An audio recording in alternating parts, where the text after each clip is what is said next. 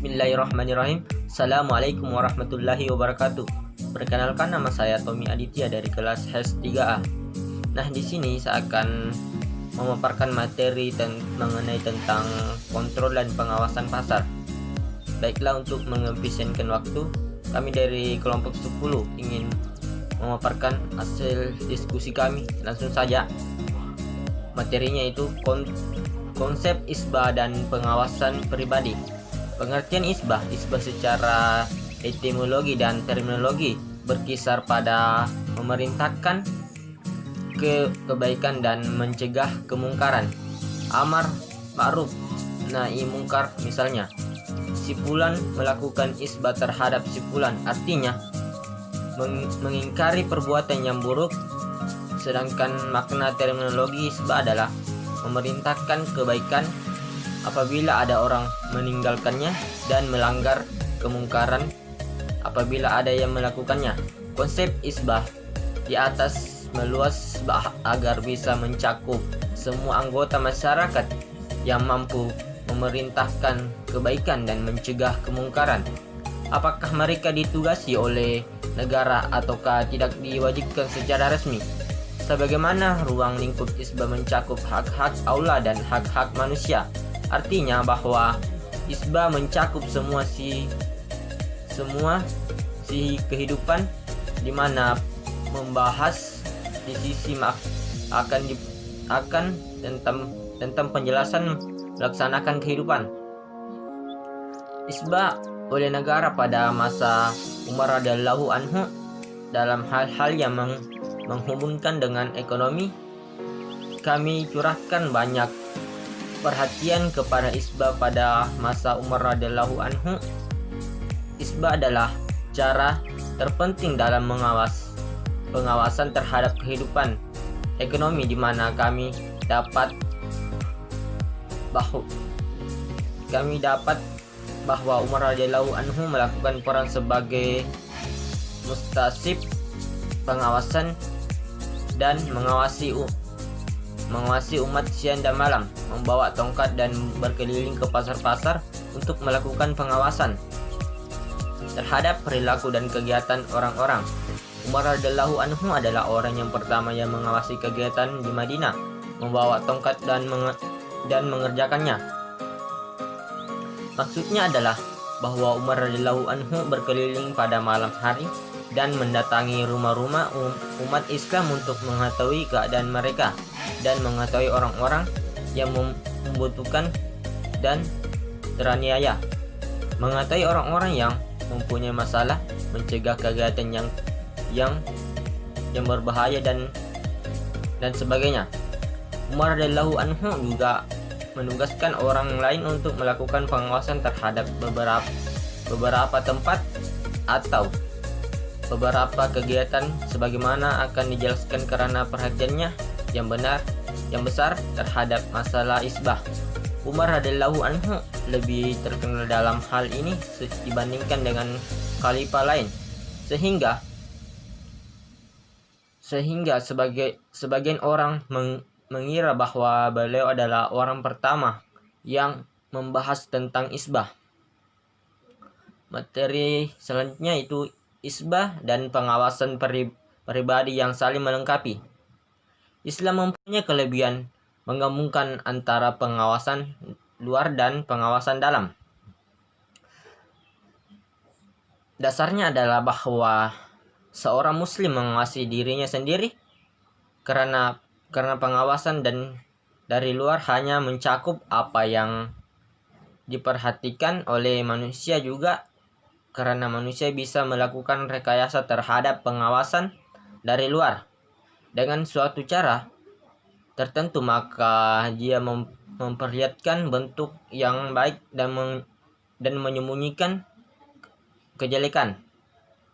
Umar radhiyallahu anhu berkata, "Kami sekarang menghukum kalian atas apa yang nampak pada kami dari perbuatan kalian, maka siapa saja yang memperhatikan kebaikan, kami akan memaafkannya dan mendekatkannya dengan kami dan tidaklah menghukum apa yang dirahasiakannya. Allah Subhanahu wa taala akan mengisbah apa yang dirahasiakannya, dan siapa saja yang memperhatikan kejahatan kepada kami tidak akan menghukumnya dan menjadikannya teman, walaupun dia mengatakan bahwa apa yang dirahasiakannya adalah kebaikan. Adapun pengawasan pribadi masuk ke dalam diri mengobati apa yang tersembunyi dalam hati. Apabila seseorang mengawasi dirinya sendiri dengan benar, maka perilakunya akan benar dan apa-apa yang nampak dan tersembunyi dari menjadi lebih baik. Karena itulah Umar radhiyallahu anhu sangat memperhatikan penguatan pengawasan pribadi pada rakyatnya.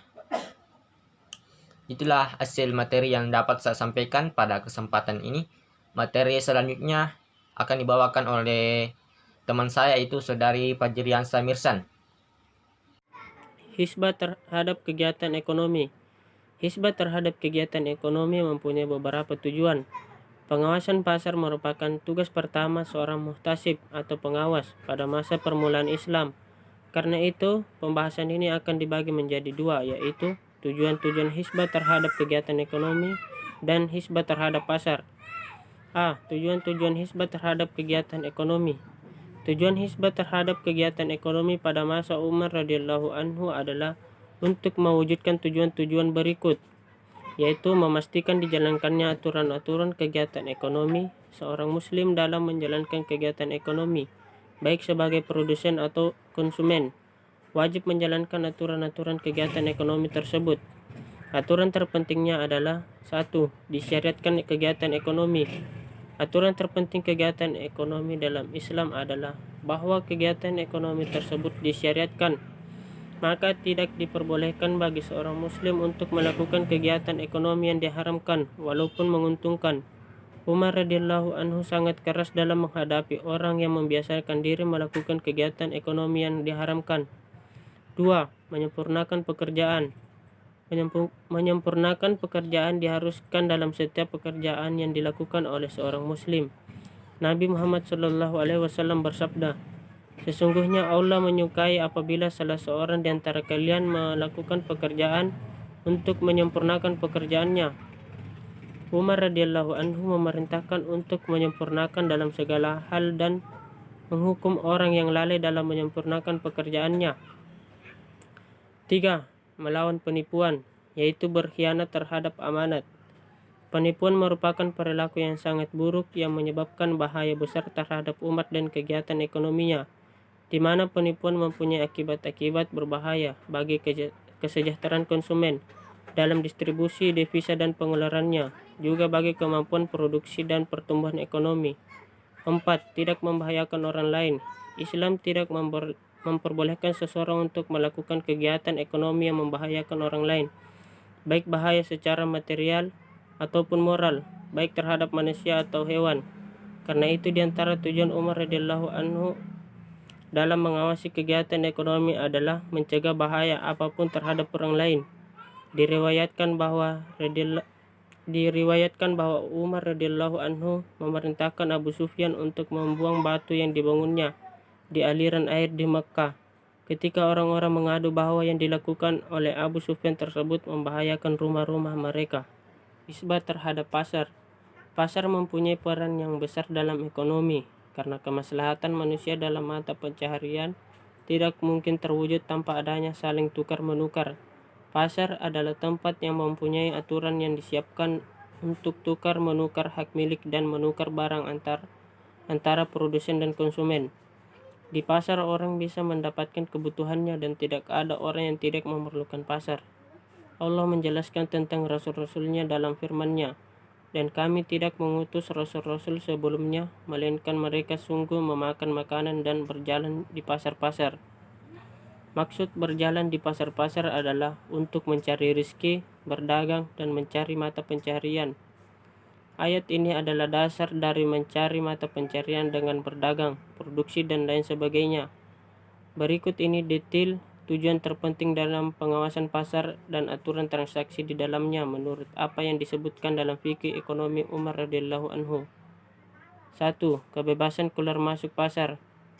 Kebebasan transaksi dan adanya persaingan yang sempurna di pasar tidak akan terwujud selama halangan-halangan tidak dihilangkan dari orang yang melakukan transaksi di pasar. Maka mereka masuk pasar dan keluar dengan bebas. Juga diberikan kebebasan mengangkut barang dan satu tempat ke tempat lain dan memindahkan unsur produksi di antara bermacam-macam kegiatan ekonomi sesuai fluktuasi persediaan dan permintaan barang. 2. Mengatur promosi dan propaganda.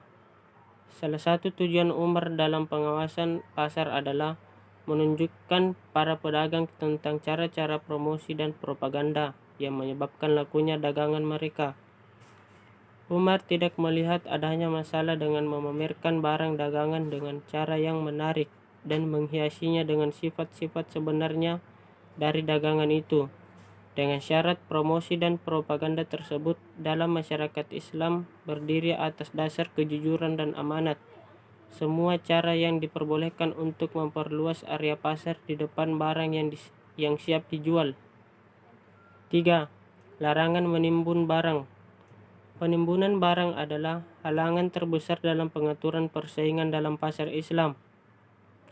Hal tersebut dikarenakan pengaruhnya terhadap jumlah barang yang tersedia dari barang yang ditimbun, di mana beberapa pedagang memilih untuk menahan barang dagangannya dan tidak menjualnya karena menunggu naiknya harga.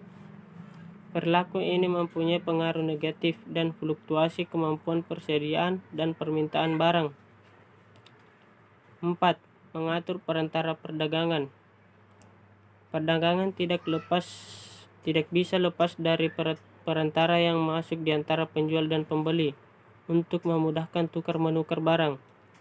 Pada masa sekarang sangat dibutuhkan adanya pedagang perantara. Melihat banyaknya barang dan jasa, banyaknya jenisnya, meluasnya perdagangan di dalamnya, kesulitan hubungan langsung antara berbagai pihak dan perkenalan antara mereka untuk melakukan perdagangan, maka datanglah peran perantara untuk menunjukkan barang dagangan kepada pembeli dan menunjukkan harga kepada penjual.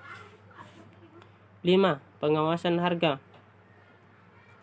yaitu 1. Pentingnya pengawasan harga. Umar memiliki perhatian yang besar dalam mengikuti perkembangan harga dan mengawasinya. Ketika datang utusan kepadanya, maka dia bertanya tentang keadaan mereka dan harga-harga pada mereka. Kedua, hukum menentukan harga.